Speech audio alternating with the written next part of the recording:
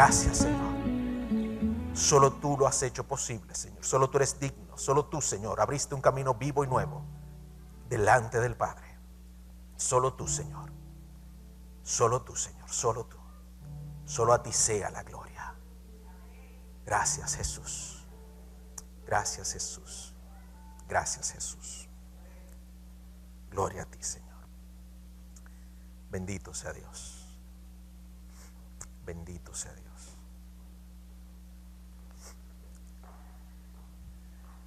Bueno es Dios y para siempre su misericordia es. Amén. Él ha sido bueno de generación en generación. Gloria a Dios. Ciertamente la raza humana a través de la historia ha sufrido un sinnúmero de crisis y de conflictos, los cuales los historiadores no se ponen todavía de acuerdo cuál es el principal, cuál fue el mayor, cuál fue el que más estrago causó. Sin embargo, si nosotros vemos la historia de la humanidad desde una perspectiva bíblica, desde una cosmovisión cristiana, nosotros tenemos que al unísono entender que la mayor catástrofe de la historia de la humanidad, sin lugar a dudas, fue la caída del hombre. Fue aquel día en el cual la serpiente sedujo los sentidos de Eva y Eva sedujo en consecuencia los sentidos de Adán. Y tras haberse rebelado contra Dios, pecaron y cayeron. En ese momento, la raza humana perdió todas sus facultades de acercarse a Dios y de conocer a Dios por medio de los sentidos, por medio del razonamiento y por medio de sus propios medios. Al caer, la raza humana se vio sucumbida en la ignorancia, en el oscurantismo y en la incapacidad de acercarse a Dios, en la incapacidad de conocer a Dios por sus propios recursos. Génesis 3, del 7 al 10, nos narra aquella terrible historia que nosotros conocemos porque muchas veces hemos leído y hemos compartido, pero de la cual rápidamente vamos a sacar un par de elementos. Génesis 3, del 7 al 10, dice lo siguiente. Entonces fueron abiertos los ojos de ambos y conocieron que estaban desnudos. Entonces cosieron hojas de higueras y se hicieron delantales. Y oyeron la voz de Jehová Dios que se paseaba en el huerto al aire del día, y el hombre y su mujer se escondieron de la presencia de Jehová Dios entre los árboles del huerto. Mas Jehová Dios llamó al hombre y le dijo: ¿dónde estás tú? Y él respondió: oí tu voz en el huerto y tuve miedo, porque estaba desnudo y me escondí. Eso refleja la historia de la humanidad. Tras la caída, tras el pecado, tras habernos rebelado contra Dios, tras querer llegar a ser como Dios en la búsqueda de un conocimiento mayor, el hombre siente miedo ante la presencia de Dios y el hombre se esconde de Dios entre los árboles del huerto. Pero no solamente se esconde de Dios entre los árboles del huerto, sino que cose delantales de las hojas de la higuera y cubre su desnudez. Si llevamos esto a un plano de razonamiento y a un plano intelectual, esto quiere decir que el hombre busca cualquier cosa para tapar lo que es su ignorancia del desconocimiento de Dios. Esta misma porción revela que Dios se paseaba en el huerto con Adán y con Eva, que Dios hablaba con ellos como el que habla con un amigo cara a cara. Y sin embargo, de repente, tras la caída, sienten miedo de la presencia de aquel que habían conocido y de aquel con el que hablaban cotidianamente. Eso revela cómo el hombre queda entenebrecido, cómo el hombre queda entumecido e incapaz de estar en la presencia de Dios tras la caída por el pecado. Tú y yo, tras haber caído y haber heredado de Adán y de Eva nuestra naturaleza pecaminosa, estamos incapacitados por nosotros mismos de estar en la presencia de Dios y mucho menos de conocer a Dios. Entonces, ¿qué pasa? Que el apóstol Pablo en el Nuevo Testamento, Romanos 1 del 21 al 23, nos acrecienta la situación, pero a la misma vez que nos la acrecienta, nos la profundiza en nuestra propia condición. Romanos 1 del 21 al 23 dice lo siguiente: pues habiendo conocido a Dios, como Adán y Eva le habían conocido, se paseaban con él en el huerto, Dios hablaba con ellos. Entonces dice el apóstol, pues habiéndole conocido a Dios, no le glorificaron como a Dios, ni le dieron gracia, sino que se envanecieron en sus razonamientos, y su necio corazón fue entenebrecido. Profesando ser sabios, se hicieron necios, y cambiaron la gloria del Dios incorruptible en semejanza de imagen de hombre corruptible. 4 elementos. Habiendo conocido a Dios, no le glorificaron como a Dios, y sabemos que glorificar es reflejar la gloria de Dios, es representar a Dios. El hombre se vio incapaz de ser el representante de Dios en la creación porque el pecado había dañado la imagen de Dios en él. No le dieron gracias, es decir que, ojo, la ingratitud es un fruto directo del pecado y está considerado por el apóstol en la palabra de Dios como uno de los elementos más profundos de rebelarnos contra Dios. Cuando usted y yo somos ingratos por naturaleza pecadora, cuando no agradecemos a Dios su bondad, su salvación, su misericordia, su favor, su redención, el perdón de nuestros pecados, la afiliación, cuando no le agradecemos a Dios, estamos obrando de la misma manera que Adán y Eva obraron en el principio al esconderse entre los huertos del bosque. Entonces dice, sino que se envanecieron en sus razonamientos. El razonamiento sin Dios, sin la dirección del Espíritu, sin la sabiduría de lo alto, nos lleva a envanecimiento. No nos lleva a conocimiento de Dios. Y dice, y su necio corazón fue entenebrecido.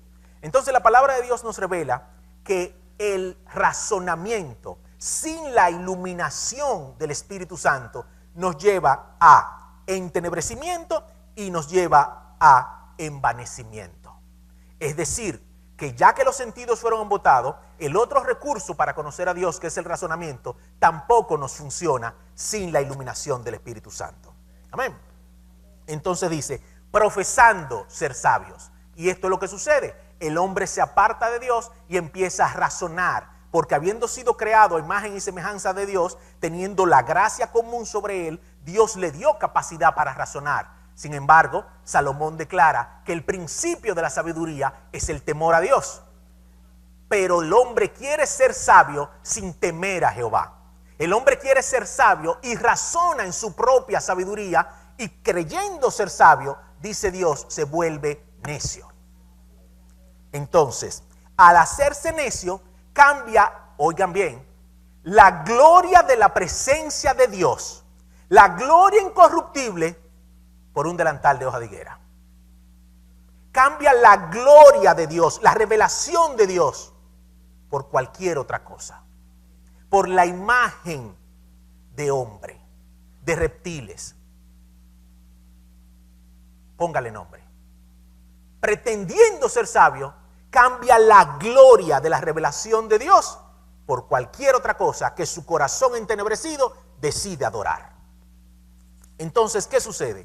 Frente a esa condición, y aun y cuando la creación declara la gloria de Dios y el firmamento anuncia la obra de sus manos, aun cuando toda la creación de manera general anuncia la grandeza de Dios, el hombre y la mujer, el ser humano, está incapacitado como consecuencia del pecado de estar en la presencia de Dios y de reconocer a Dios y de conocer a Dios.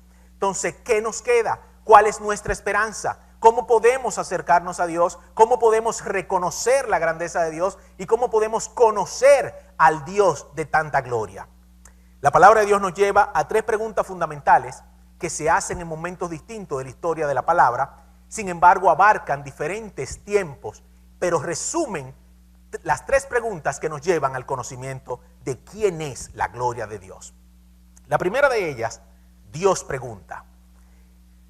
En Mateo 16, 13 al 14, Dios pregunta, ¿quién soy yo para ustedes? Esa es la pregunta. Ahora, Jesús lo que pregunta es, ¿quién dicen los hombres que es el Hijo del Hombre? O sea, Dios se pregunta, ok, ¿y yo quién soy para la humanidad? Primera pregunta, ¿quién dicen los hombres que es el Hijo del Hombre? Viniendo Jesús a la región de Cesarea de Filipo, preguntó a sus discípulos diciendo, ¿quién dicen los hombres que es el Hijo del Hombre? Si usted hace una encuesta y sale a la calle, ¿quién dice el hombre que es Dios? ¿Quién es Dios para usted? ¿Quién es Dios para usted? ¿Y para ti quién es Dios?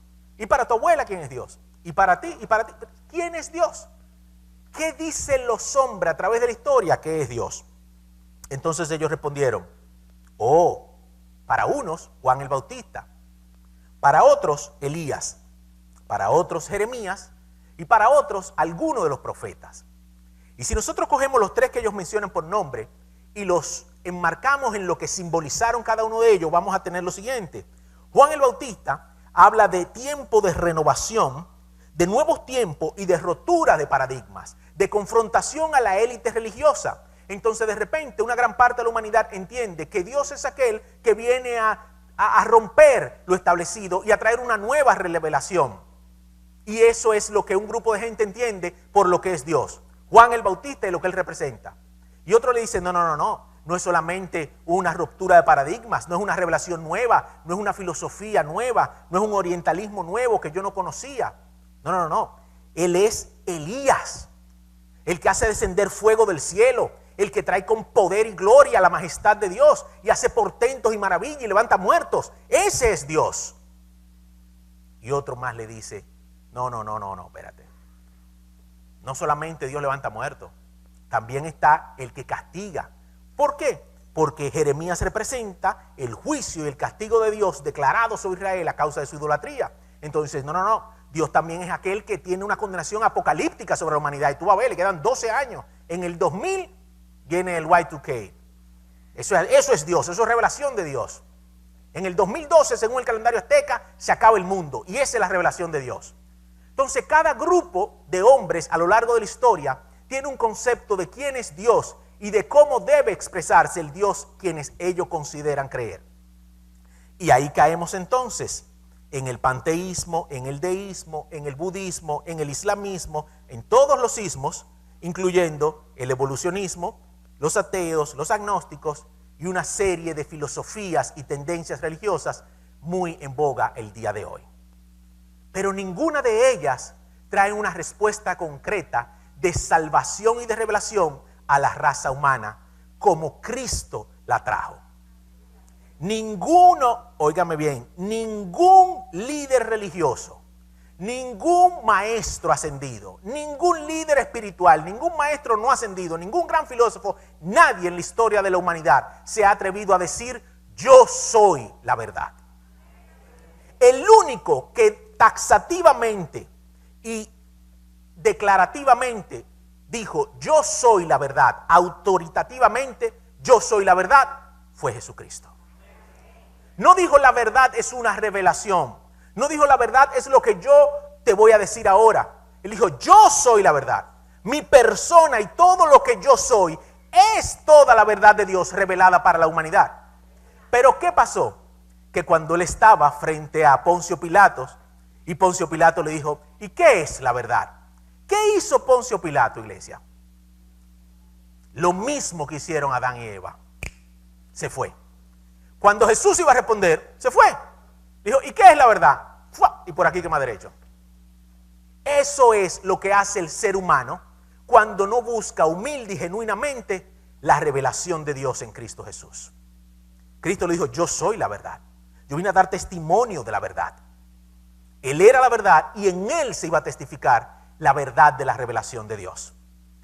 Pero él, al igual que los judíos, como dice Esteban en su discurso, no quisieron escucharlo. Entonces se va. ¿Qué sucede? Que Hechos 17, 22 y 23 son la máxima expresión de esta revelación. El hombre, sin la iluminación de Dios, sin la presencia de su Espíritu y la autoridad de su palabra, se ve imposibilitado de conocer a Jesucristo y la verdad que hay en él. Hechos 17, del 22 al 23, nos dice lo siguiente. Entonces Pablo, puesto en pie en medio del areópago, dijo, varones atenienses, en todo observo que sois muy religiosos. Y eso nos revela que eso es lo que es la humanidad sin Cristo Jesús, religiosa. Es una búsqueda necesaria de tratar de agradar y de hacerse agradable a la divinidad. La mayoría de las religiones, por no decir todas, lo que procuran es que el hombre se haga agradable a la divinidad que representan. Por medio de sacrificios, por medio de ofrendas, por medio de oraciones, por medio de ritos. Es la forma de agradar la divinidad. Entonces, Pablo sigue diciendo, porque pasando y mirando vuestros santuarios, hallé también un altar en el cual estaba esta inscripción: al Dios no conocido, al que vosotros adoráis, pues, sin conocerles, es a quien yo os anuncio. Y Pablo estaba, oigan, Pablo estaba en la cuna del conocimiento intelectual de esa época histórica de la humanidad. Pablo estaba en Atenas. No había una ciudad más culta que Atenas en ese momento. Al punto tal que al día de hoy la filosofía que impera en todo el mundo occidental es la ateniense. En la historia de la humanidad no ha habido una ciudad, según los filósofos, más intelectualmente alta que Atenas. Y Pablo le está diciendo, Dios le está diciendo a Atenas, por medio del Espíritu Santo en Pablo en ese momento: todo vuestro conocimiento, toda vuestra filosofía, todo vuestro desarrollo intelectual es incapaz, es impotente de conocer la verdad revelada en Cristo Jesús. Pero como en el hombre existe la necesidad puesta por Dios, ustedes adoran al Dios que no conocen. Y así se pasa la humanidad la historia, adorando al Dios que no conoce, si no se acerca a Cristo Jesús y la revelación dada por Dios en él. Al Dios que no conocéis. Y esa es la máxima expresión que yo puedo encontrar en la palabra de lo que hace la humanidad cuando no busca la revelación de Dios, sino que la rechaza, ya sea por razonamiento, por emoción o por decisión propia y voluntaria de hacer su voluntad y de ejercer el fruto de su propio razonamiento, que ya vimos que era entenebrecimiento, ¿verdad? Entonces, ¿qué sucede? Esto nos lleva indefectiblemente a la segunda pregunta. Frente a una declaración tan aplastante como la del apóstol Pablo, el Dios que ustedes no conocen, entonces el hombre dice: ¿quién eres, Señor? ¿Cómo te conozco? Y la palabra nos lleva a una historia en Hechos 9:5, donde precisamente el apóstol Pablo le había dicho a los atenienses: a ese es el que yo os anuncio. Pero ¿a quién le iba a anunciar Pablo? Hechos 9:5 nos dice que Pablo iba caminando hacia Damasco, aún respirando muerte, dice la palabra, y camino a Damasco, en medio del desierto, una gran luz lo tumba al piso, y allí entonces él dice: ¿quién eres, Señor? Y esa es la segunda pregunta de la humanidad. Cuando la humanidad, al igual que Pablo, en el piso, humillada, despojada de la presencia de su razonamiento, despojada de la capacidad propia de la humanidad, dada por Dios, se humilla delante de Dios y le dice: Señor, yo reconozco mi incapacidad. ¿Quién eres? Aquel hombre, con todo el poder religioso, con toda la autoridad militar para meter preso y matar a los seguidores de Cristo, allí humillado delante de Dios le dice: ¿quién eres, Señor? ¿Quién eres, Señor? Y esa es una pregunta que cada creyente tiene que hacerse, no solo una vez en la vida, sino constantemente. ¿Quién eres tú para mí hoy, Señor? ¿Quién eres en mi vida? ¿Eres el que un día conocí, me llenó de emoción y lloré, y desde ese día no he vuelto a tener un encuentro contigo? ¿Eres aquel que un día mi mamá se estaba muriendo, yo oré y la sanó y más nunca te he vuelto a orar? ¿O eres aquel que día a día yo puedo llamar mi amado? ¿Eres aquel por el que respiro, por el que vivo, por el que mi corazón late y palpita? ¿Quién eres, Señor? Y Jesús les responde: yo soy Jesús a quien tú persigues. Guay. Yo soy Jesús a quien tú persigues. Y esa misma historia se repitió o sucedió miles de años antes, cuando Moisés nos narra Éxodo. Moisés está allí en el monte, también en un desierto, en la humildad de su condición de ser un proscrito de la ley, despojado de todo su poder y de toda su gloria, porque es imposible acercarnos a Dios si no lo hacemos humildemente de corazón.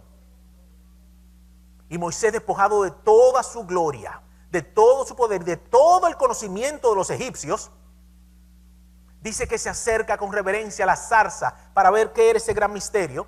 Y luego del diálogo que tienen, y Moisés recibe su misión, entonces dice la palabra de Dios que Moisés le dice, ok, he aquí yo vengo, en Éxodo 13 y 14, he aquí yo vengo y le digo al pueblo que tú me enviaste. Y ellos me van a preguntar, ¿y quién te envió? ¿Quién te envió? Lo mismo que Pablo pregunta miles de años después, ¿quién eres? El pueblo de Israel iba a preguntar, ¿quién te envía? ¿Quién es ese Dios del que tú nos hablas? Entonces Dios se le revela y le dice, yo soy el que soy. Y le dirás a los hijos de Israel, yo soy el que soy. Y así dirás a los hijos de Israel, yo soy, me envía a vosotros. Desde el principio, desde el Génesis hasta el Apocalipsis, en el Antiguo y en el Nuevo Testamento, no hay una sola vez, no hay una sola historia, no hay un solo encuentro en el que la palabra nos narre que un hombre humildemente se acerca a Dios a buscar el conocimiento de Él y Dios lo rechace. Cada vez que el pueblo o cada vez que un hombre se acercaba a Dios, Dios se le revelaba. Y es que Dios sabe que es imposible para el hombre conocer al Dios eterno, al Dios todopoderoso, al que habita en la luz inmarcesible, si Él mismo no se le revela en espíritu y en verdad. Si Dios no se nos revela, nosotros hubiéramos estado perdidos por la eternidad de la eternidad. Y ese es el principio de la gratitud de nuestros corazones, que Dios no se quedó sentado en su trono, sino que por medio de su misericordia se reveló primero en la creación, segundo en su palabra y tercero y de manera definitiva en Cristo Jesús. Entonces, yo soy el que soy, le dirás a los hijos de Israel, yo soy, me envía. Y Cristo le dice, yo soy Jesús. El mismo yo soy que Cristo declara en Hechos, es el mismo yo soy que Jehová Dios declara a Moisés en el Éxodo. Yo soy, el Dios eterno, el que no tiene principio ni fin, se ha revelado a la humanidad. Entonces le dice a ellos, yo soy, y le da el nombre, Jehová, y yo soy Jesús. Entonces el Señor nos dice que no solamente se nos revela mediante una revelación emocional, mediante una experiencia o un encuentro como el de la zarza o como el de el apóstol Pablo en el desierto, sino que nos lleva más allá de las emociones, nos lleva a una revelación cognoscitiva que es el nombre de Dios. Y dice, yo soy Jesús. Entonces esto nos lleva obligatoriamente a la tercera pregunta. La primera pregunta vimos que era Dios diciendo, ¿quién soy yo para los hombres? La segunda pregunta es el hombre preguntándole a Dios, ¿quién eres entonces? Y la tercera pregunta es, cuando hemos reconocido su nombre, cuando ya sabemos que Él es Jesús, cuando ya Él no es uno más de los ídolos que están allí y de los altares que el mundo adora, sino que ese Dios desconocido se ha convertido en el Dios personal de cada uno de nosotros, entonces Cristo nos lleva una vez más a Mateo 16:16 y nos pregunta de manera personal a cada uno de nosotros en esta tarde. Mateo 16:16, Jesús junto con sus discípulos dice, el 15 dice, y Él les dijo, ¿y vosotros quién decís que soy yo? ¿Y vosotros quién decís que soy yo? Y esa pregunta nosotros la podemos resumir de manera particular al día de hoy y preguntarnos, ¿quién es Cristo para mí? Cristo es mi Salvador, muy bien. Cristo es mi libertador, mi redentor, mi vivificador, mi proveedor, mi pacificador. ¿Quién es Cristo para mí hoy? ¿Quién es Cristo para mí hoy? Más allá de una experiencia religiosa o emocional. ¿Quién es Cristo en mi mente, en mi corazón, en mi espíritu, en mi intelecto, en mi conocimiento, en mis emociones, en mis pasiones, en mis recursos? ¿Quién es Cristo para mí hoy? ¿Quién es Jesús para mí hoy? ¿Es mi Salvador? ¿Es mi Señor? ¿Es mi Rey? ¿Es mi dueño? ¿Puedo yo decir, como dijo el apóstol Pablo, soy esclavo de Jesucristo? ¿Puedo decir, como decían de Moisés, que era siervo de Dios? ¿No tengo voluntad delante de la voluntad de Dios? ¿Estoy muerto delante de la voluntad de Dios? ¿Es realmente Cristo mi curios, como lo decían los antiguos? ¿O Cristo se mantiene siendo simple y sencillamente mi Salvador? ¿Quién es Cristo para mí hoy? Es Cristo mismo que le dice a sus apóstoles, a los que los tenían 3 años con él, habían sido escogidos y apartados de la multitud de los discípulos. Y Cristo le dice, ok, después de 3 años de convivencia, después de 3 años de entrenamiento, estamos a punto de graduarnos de la escuela de liderazgo, del instituto bíblico, de la maestría. Falta una última pregunta. Yo quiero que ustedes me respondan, ¿quién soy yo para cada uno de ustedes? Entonces Pedro dice, versículo 16, oh, yo me la sé. Tú eres el Cristo, el Hijo del Dios viviente. Y Cristo le dice, versículo 17, entonces le respondió Jesús, bienaventurado eres, Jonás, pasaste de curso. No, le dijo, bienaventurado eres, Jonás, Simón, hijo de Jonás, porque no te lo reveló carne ni sangre, sino mi Padre que está en los cielos. Y una vez más, el Señor revela a su iglesia que el conocimiento de Dios no viene como consecuencia de un esfuerzo intelectual, ni como consecuencia de un esfuerzo del razonamiento humano, porque nuestro vano entendimiento quedó entenebrecido, dice la palabra, a consecuencia del pecado. Que la revelación viene dada por Dios a la humanidad, por medio de su Espíritu que nos lleva al conocimiento de la verdad, y por medio de la palabra de Dios que nos revela a Cristo Jesús. Y entonces le dijo a aquellos que conocían la palabra de cabo a rabo, se la conocían, aquellos que eran maestros de la ley, le dijo, ¿ustedes creen que en la Escritura está la vida eterna? Pues yo le digo, escudriñad las Escrituras, porque ellas son las que dan testimonio de mí. Entonces el Señor nos revela con esa declaración que a través de su palabra nosotros vamos en el conocimiento de Cristo. Que la palabra de Dios es la que nos lleva al conocimiento de la revelación de Dios. Que la palabra de Dios es la revelación de Dios para que conozcamos a Cristo, aquel que declaró, yo soy la verdad. Que si no hay esa alimentación, ese engullimiento, esa comida de la palabra de Dios por cada uno de los creyentes, no vamos a poder conocer la revelación de Dios ni a Cristo Jesús, que es la verdad de Dios en nosotros. Y Cristo no va a pasar de ser nuestro Salvador. Cristo no va a pasar de ser aquel que murió en una cruz hace 2000 años. No va a pasar de ahí, porque no hemos comido, engullido, ingerido la palabra de Dios, que es la revelación que Dios ha dado a su pueblo. Cristo dijo, escudriñad las Escrituras. Y escudriñar es uno de los verbos más profundos de estudio y de búsqueda. Escudriñar quiere decir buscar con diligencia y profundidad, porque ellas son las que dan testimonio, revelan quién soy yo. Entonces, dice, ¿quién es Cristo para mí? Tú eres el Hijo de Dios, tú eres el Cristo. Y él le dice, sí, cierto. Y ese es el primer punto de la revelación. Cristo como Salvador.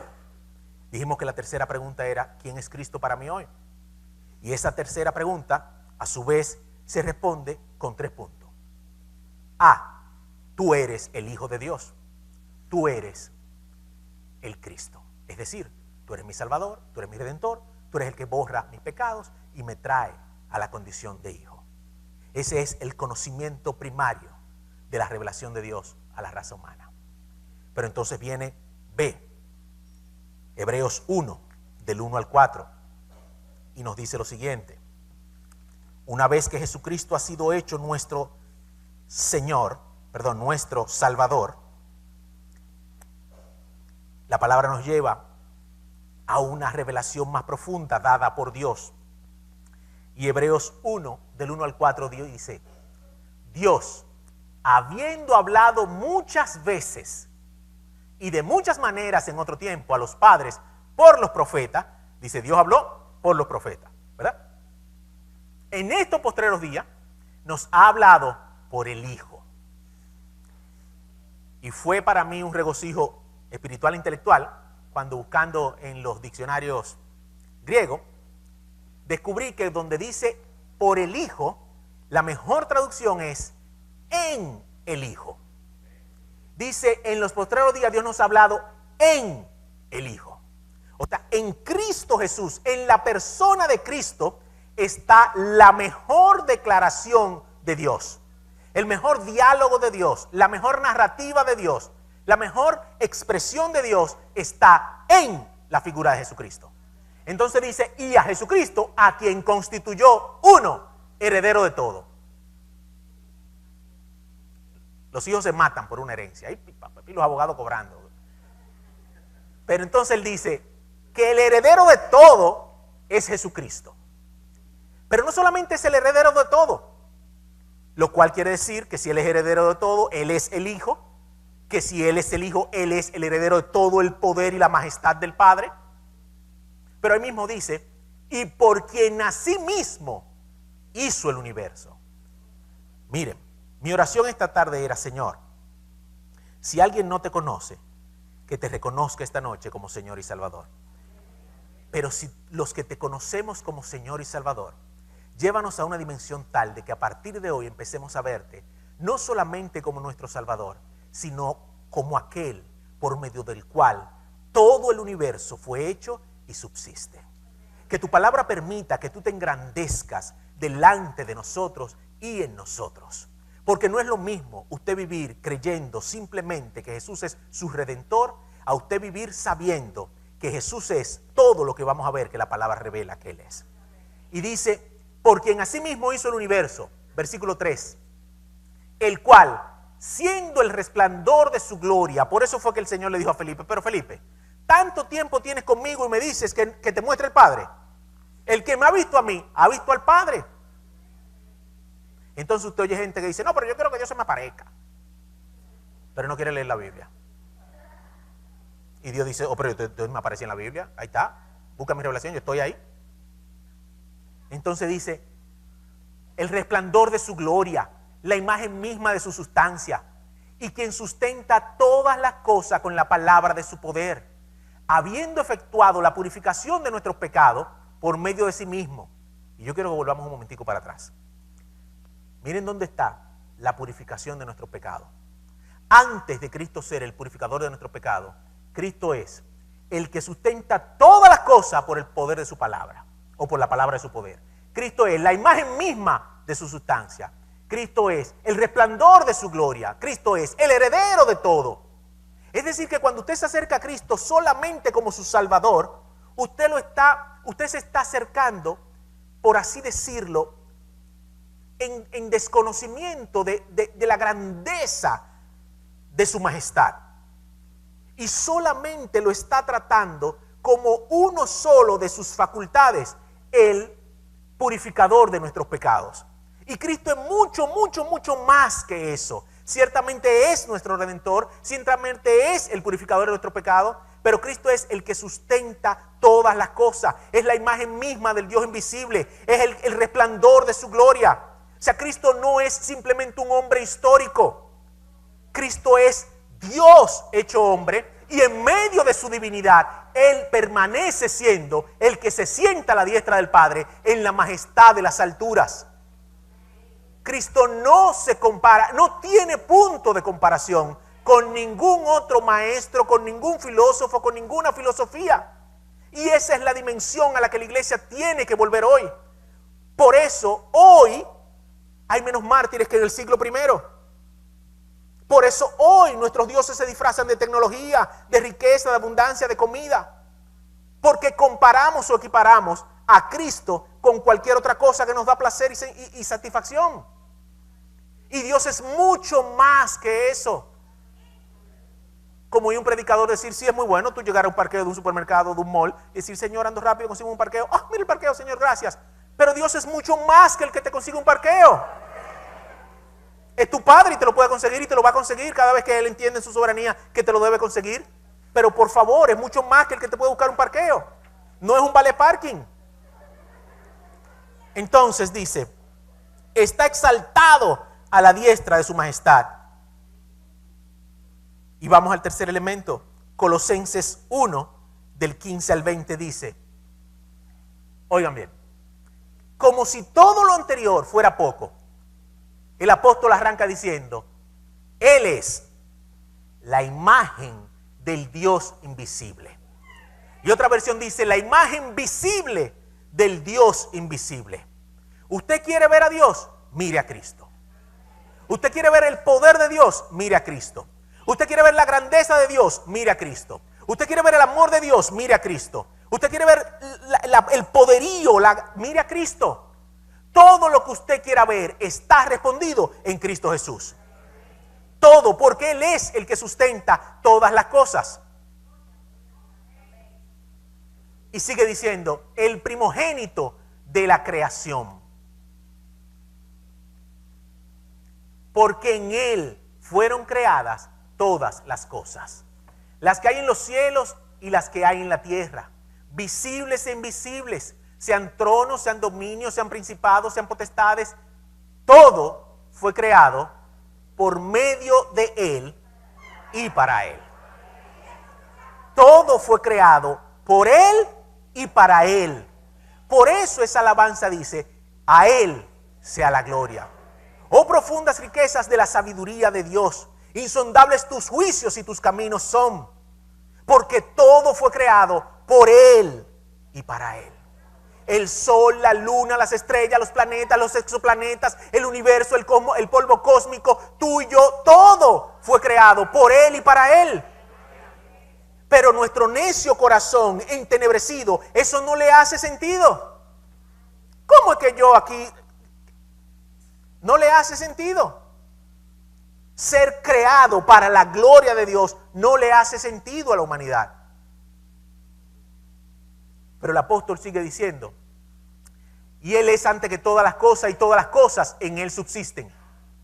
Y Él es la cabeza del cuerpo que es la iglesia. Y aquí es donde tú y yo entramos. Tú y yo somos la iglesia. Tú y yo somos el cuerpo de ese Dios todopoderoso, magnificente, grandioso, inaccesible, bello, precioso, amoroso. Tú y yo somos el cuerpo, la iglesia, la que Él compró por amor con su sangre.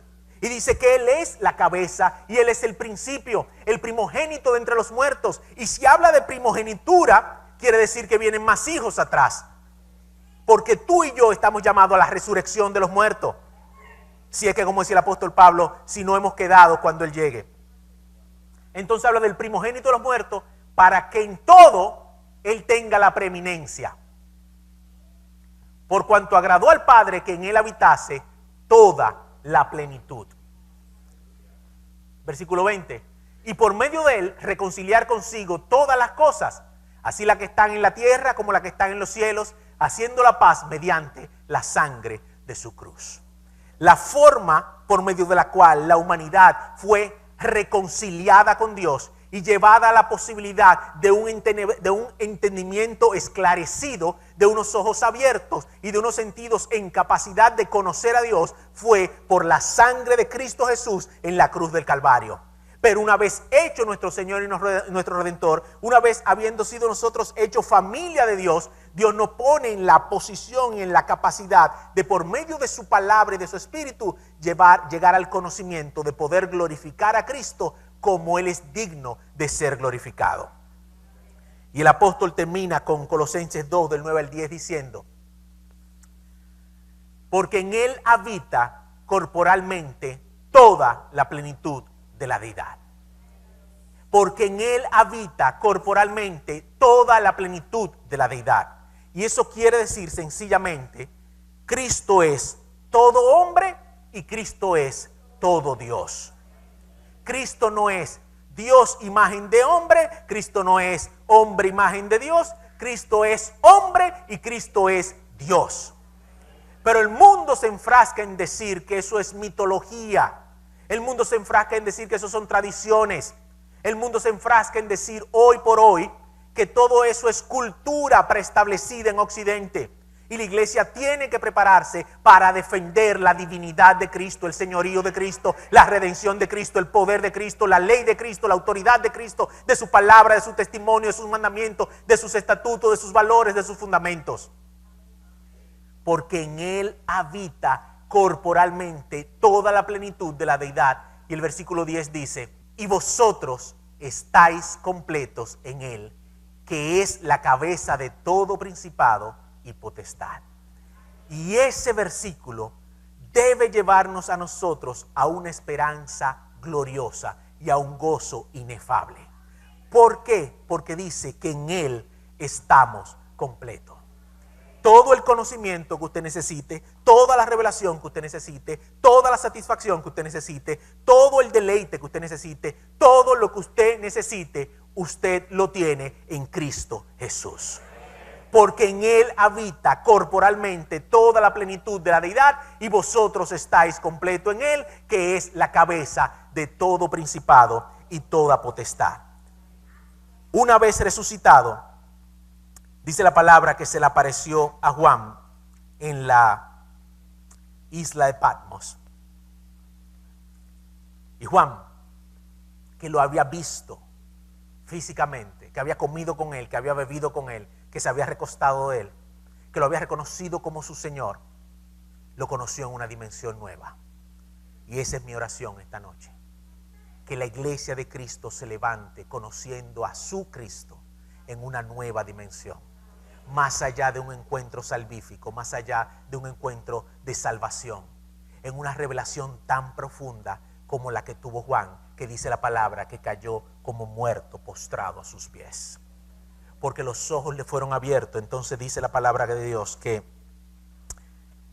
en el libro de Apocalipsis dice: Juan a las 7 iglesias que están en Asia, gracia y paz a vosotros, del que es y del que era y del que ha de venir, y de los 7 espíritus que están delante de su trono, y de Jesucristo, el testigo fiel, el primogénito de los muertos, el soberano de los reyes de la tierra, al que nos amó y nos lavó de nuestros pecados y con su sangre, y nos hizo reyes y sacerdotes para Dios su Padre.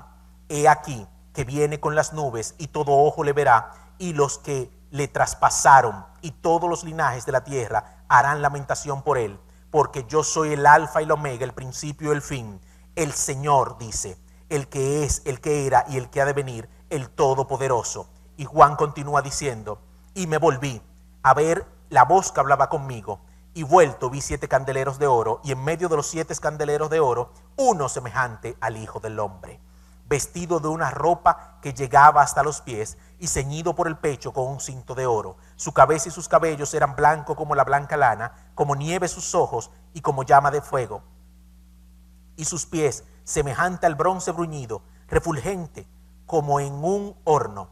Y su voz como estruendo de muchas aguas, y tenía a su diestra 7 estrellas, de su boca salía una espada aguda de 2 filos, y su rostro era como el sol cuando resplandece con su fuerza. Cuando le vi, caí como muerto a sus pies, y él puso su diestra sobre mí diciéndome: no temas, yo soy el primero y el último, el que vivió y estuvo muerto, mas he aquí que vivo por los siglos de los siglos. Y el Apocalipsis narra otro encuentro glorioso, y es de cuando Juan llora delante del Padre diciendo: ¿quién será digno de abrir el libro y romper los sellos? De romper los sellos y abrir el libro. Y entonces dice que vio al Cordero de Dios, al león de la tribu de Judá, inmolado. Y los 24 ancianos se quitaban la corona, la desechaban delante de él y decían: porque tú eres digno de abrir el libro, de romper los sellos y de recibir todo el poder, toda la gloria, toda la honra, la majestad, la soberanía, el imperio y las riquezas. Solo Jesús es digno de toda nuestra adoración, y solo en Jesucristo habita la plenitud de la deidad, y solo Él es digno de nosotros alabarle, adorarle y confiar en Él. Este es un día para que usted llegue a su casa preguntándose: ¿quién tú eres para mí? ¿Tú eres mi Salvador o tú eres mi dueño? ¿Tú eres mi Salvador o yo soy tu esclavo? ¿Tú eres mi Salvador o yo soy tu siervo? ¿Quién tú eres para mí? Yo quiero conocerte a un nivel más profundo, a un nivel más grande, a un nivel que trascienda mi intelecto, mi razonamiento, mi conocimiento, mis emociones, mis circunstancias, mis experiencias. Yo quiero conocer la revelación de Dios en Cristo Jesús. Amén.